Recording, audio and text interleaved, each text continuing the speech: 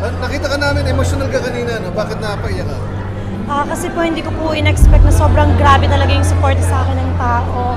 And at the age of 21, hindi ko akalain na makakapag-concert ako ng ganito.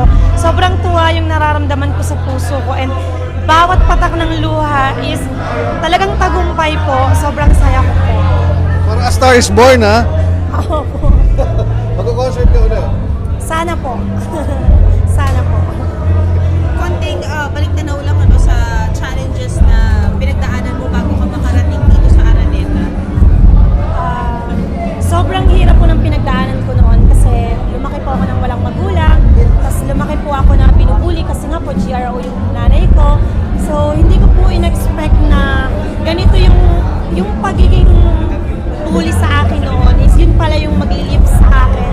Para po mas pagigihin ko at matupad ko po lahat ng pangarap ko.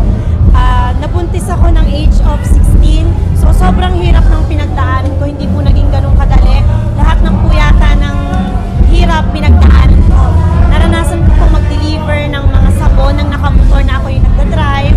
So lahat yan pinagdaanan ko na, and siguro kung may kakaharapin man po akong challenges pa sa takdang panahon, sana po ganito po yung pagtanggap ko, kayanin ko po lahat. Yung buhay mo daw ata, isa sa drama. Ano pa? Isa sa drama ata.